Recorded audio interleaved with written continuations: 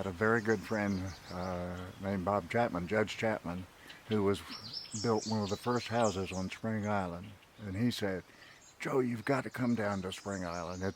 It is such an unbelievable place, and you have a history and involvement in conservation, and that's what Spring Island is all about. I said, Bob, I'm not looking for another place. And he said, come on down. I want you just to see this place. And so I came down, and they showed me all around, and I was astonished at what the concept was and what the beauty of the place was and all of that. And I had a few drinks with the Chaffins that night, and I went back home to Camden, and I woke up the next morning, and I reached in the pocket of my coat, and I found that I had signed something.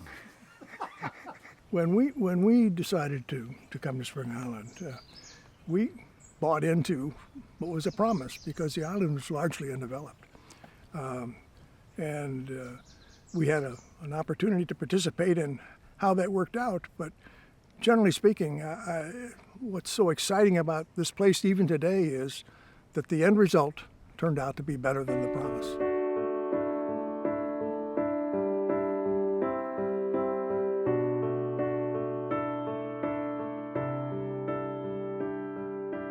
I remember the statement by Picasso. He had done a painting, and someone said, well, how long did it take you to do the painting? He said 50 years. He was 50 years old. And so I think when you start to do something, what you have done in the past comes to be part of that decision making. In this case, we had spent a lot of time in Sea Pines Plantation on Hilton Head. We had seen how things had changed. We had seen how a nature preserve that we thought was going to be there for quite some time had shrunk in size. Having been involved in the Low Country since going to work for Charles Frazier in 1969, we saw Hilton Head before there were 1,000 people. We saw Kiowa Island and Amelia Island before there was any development. So we knew something about the beauty of the Low Country.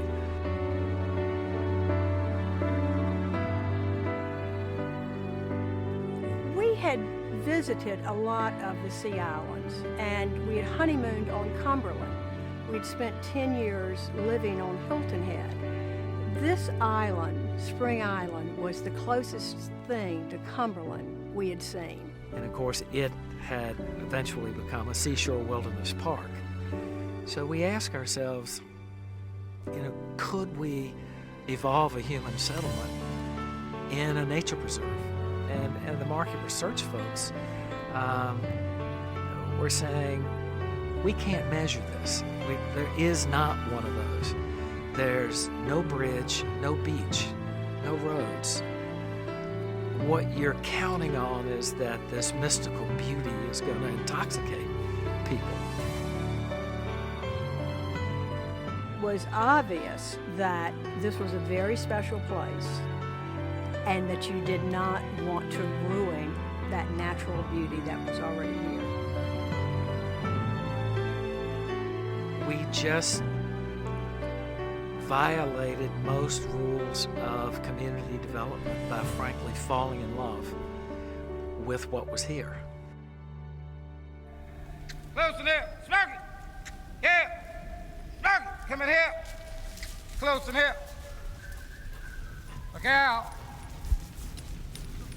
Look out, Tack! Smoke! Close in here! Here! Let's smoke! Good. Close in here.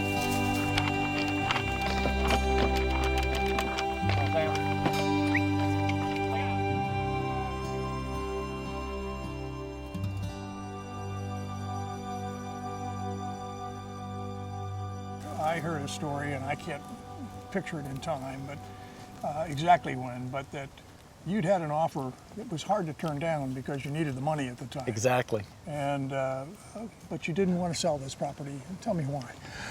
Well, part of our legacy from Charles Frazier, who was our mentor, was to take the best you have and share it with everybody. And this gazebo point had been a place that we would bring customers and do a crab boil and show them a little bit of the Oh, I remember Carolina it so well. life.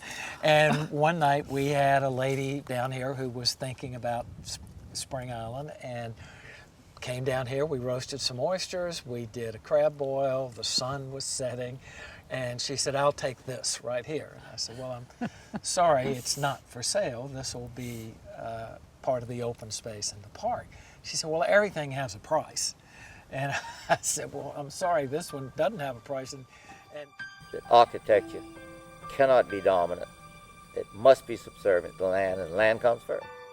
you know, thank goodness we had the wonderful, quintessential planner laureate Robert Marvin to help us evolve that plan. You know, Robert was the one who said, let's get this straight.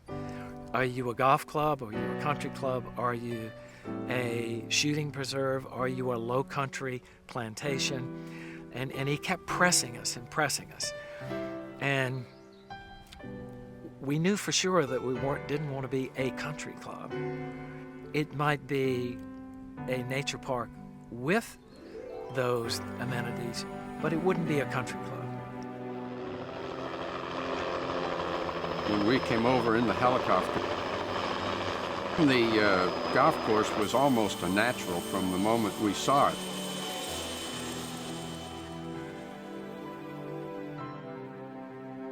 All the things that we used, ingredients to make this golf course an exceptional golf course. There will be no concrete, no blacktop.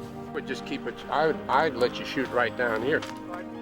That is the second angle turn right there. Is that right? And I know I grew up on a sand green 9-hole course in Halifax County, but we call that a left dog leg, not a right dog leg. Ed, I might even want to come up further with that. Well, water yes, this as a way. matter of fact, there were a lot of things, such as the grasses we used to preserve the environment, right in this area, the marsh. going right up to the edge of our fairway. This way, 9T down this way. That's perfect. See those big And that's oaks? perfect. Moved all the oaks. You lose the oaks. No, we don't. We save them. Okay. You're not. What I'm asking you is the shock of digging around it and that. Just if you I box think it that the and naturalist give it a chance will to come recover here in its own- and say that this is probably one of the finest jobs to preserve nature, the environment, That, and those first two. and all the things that this island has been famous for over the years, So far, I don't have a problem with what I would like to do. and the fact that the golf Where's the course green? is played through the oaks and then out into the open, onto the marsh, From where I'm makes it facing now. exceptional. You can. And then come into here this way. There's one thing that we can do, and what the boss likes to do, and which is pretty spectacular, is if you wanted to pull the green up the hill, to start from right here all the way back, say for 100 yards or so, just put in a gorgeous natural bunker running all the way down. I'd do it. What yardage do we have from this, for the back to the center back to the center of the green, Ed? 19. Ample. Well, we are, we're happy with this now? Yeah. And by the time we make the final decision here, we'll change it a couple times. It'll move around a little bit. You know, I don't think that we have had, I'm sure that we haven't had a better situation to build a golf course than we did right here. There's not going to be more than 400 homes on a 3,000-acre island. And that's largely because of the planning, the original planning, which was designed to have this be a low-density development.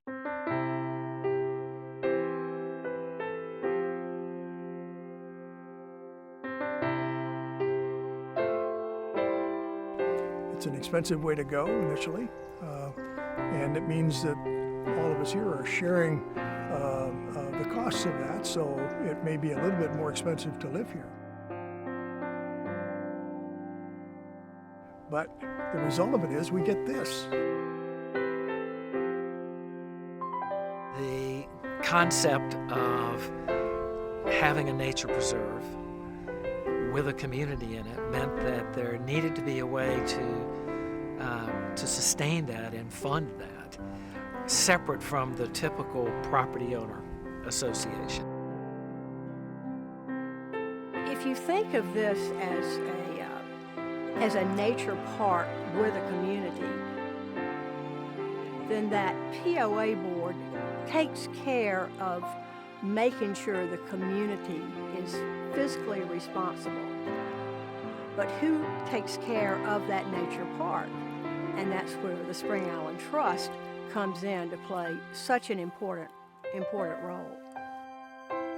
And it's that simple. It's like a checks and balance that a POA board really needs to make sure that this island is running well.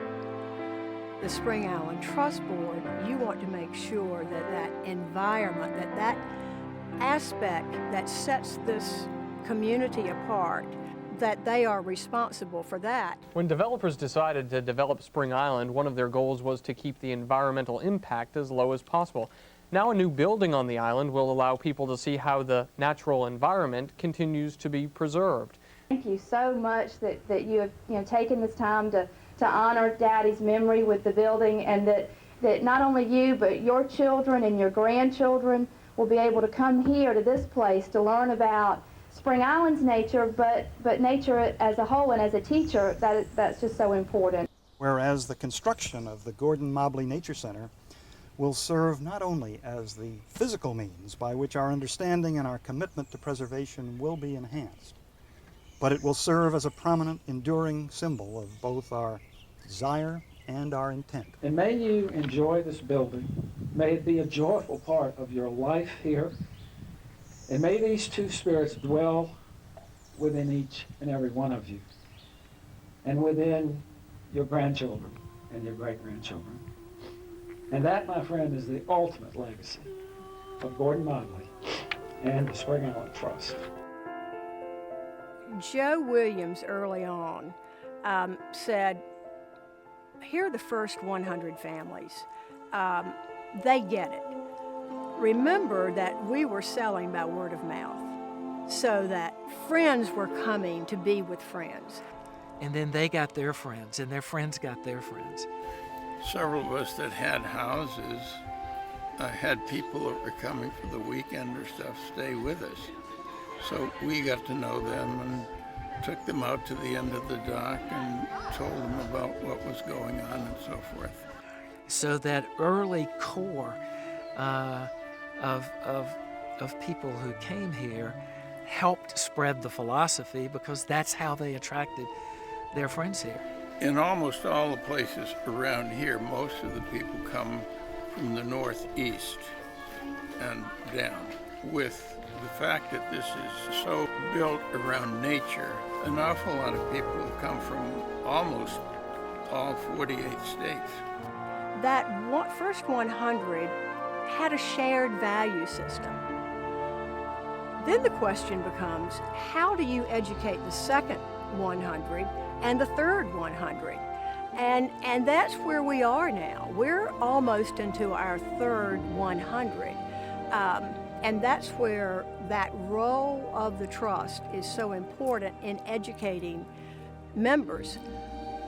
What the funding, what the contributions, the generosity of the members exhibits, I think, is the buy-in they have to the values of the trust. That would be my hope, that they have that same appreciation and understanding that the first 100 had.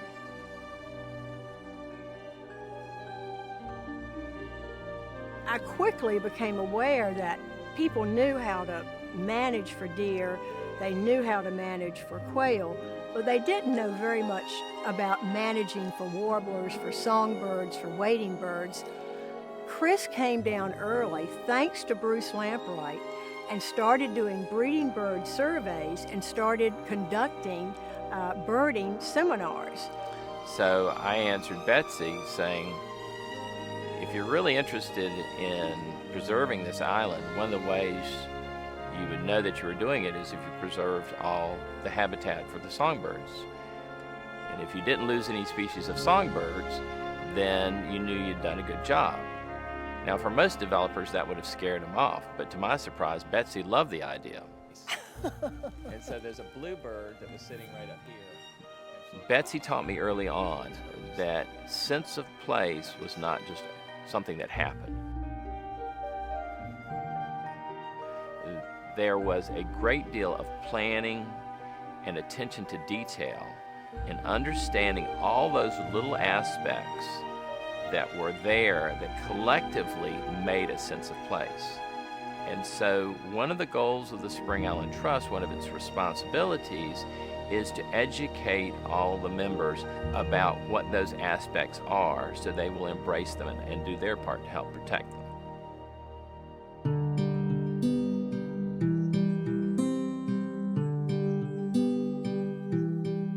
So one of the key things about Spring Island is when we talk about nature, it's a mosaic. Every part of the island you go is a different experience. And so part of what happens on Spring Island, it's like a new beginning for people. They get to come here, get to learn a whole new world.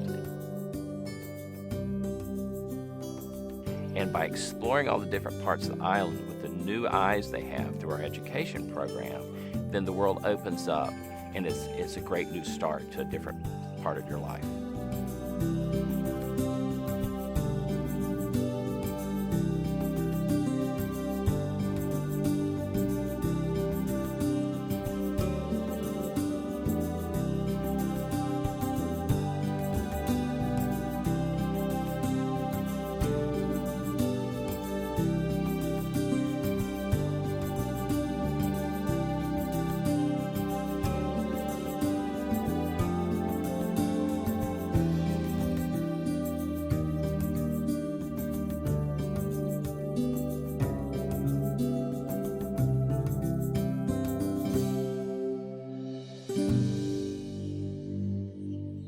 It's a place also because of its natural setting and because it's never crowded. It really encourages you to try things that you've never done before. And we have workshops, photography and painting and sculpture. It fledges the idea of the island in a wonderful way.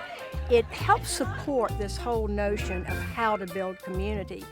And the visiting artists find that this is a very, very encouraging place for them to do their art. They feel a rhythm of the nature that's here. They know that the community appreciates the fact that they're an artist, and they love coming back here. Just gave me the opportunity to do something I've always wanted to try. I came for golf, and I found the art program. Right now, our core group is 100 artists, and we're planning on expanding that. And I never would have expected I would have done this in a million years. We're the ceramics group, and we're taking a workshop. You know how wax looks when it hasn't been burnished, so I may not be a great artist, but I have fun with it, and I enjoy working with other people. Oh, now it's graying down.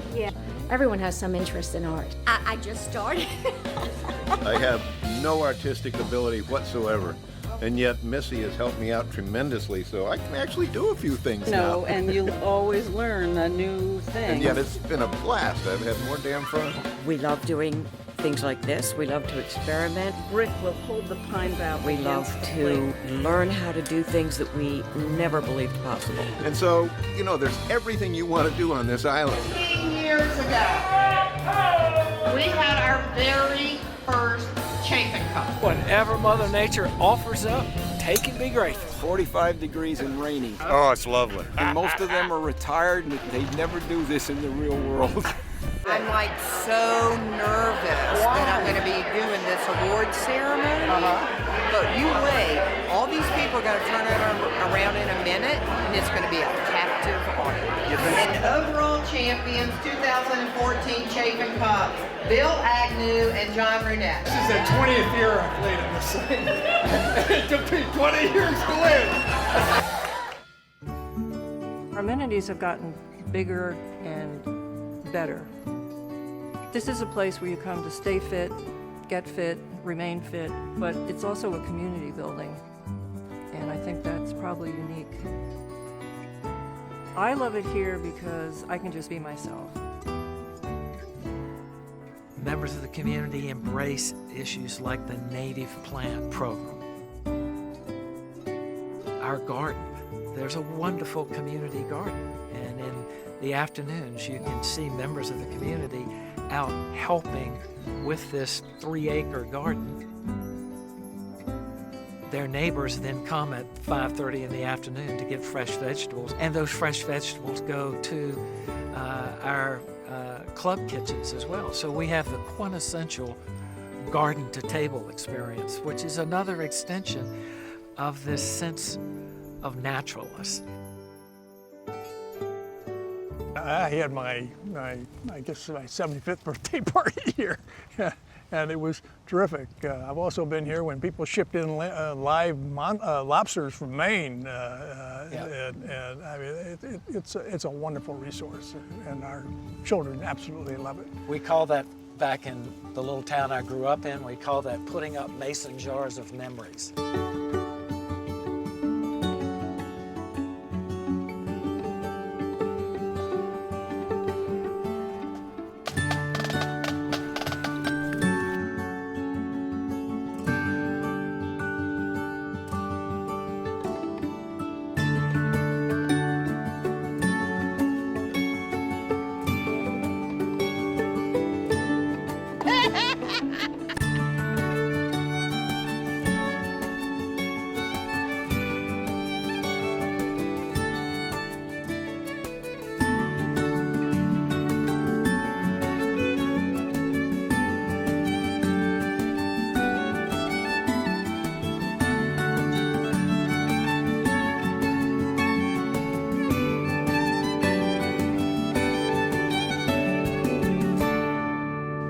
There's enough like-mindedness in terms of the background of people and their interests and so forth, that if they found this place and liked it, that they liked it for many of the same reasons that you liked it.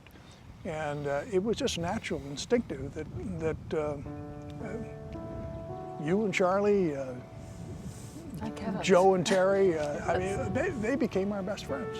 Well, I think it's because of what motivated those people to move here. And they didn't want to go to just another golf course development. They saw and sensed the mission that was put in place here, and everybody wanted to be part of it. And I think that is still continuing, and I hope it will not only continue, but that it will grow, and that's really important. If that continues, if we can get that buy-in from the third 100, then the Spring Island that you see 20 or 30 years from now will be very similar in many respects to the island that you see today. And I think that's important, and that would be absolutely wonderful if that continues.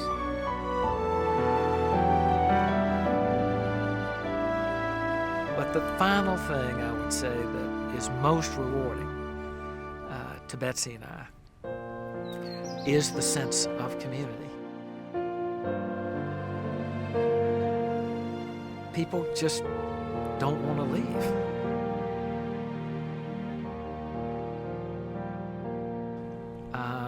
And it isn't. The rhythm of the nature has something to do with that. It is a wonderful, peaceful, beautiful place to live.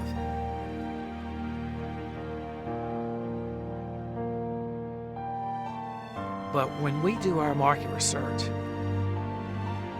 about why people love being here, sure, they mention the nature and the beauty. They don't talk about the golf course. They don't talk about the interior design or the quality of the architecture. They talk about their neighbors. They talk about their friends. They say the reason they love being here is the people.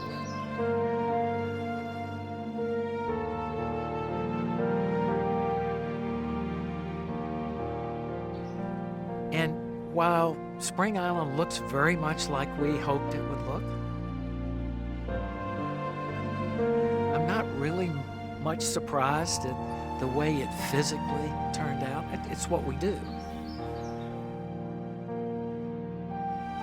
But we could never have imagined such a wonderful sense of place, a sense of community that the members have brought here.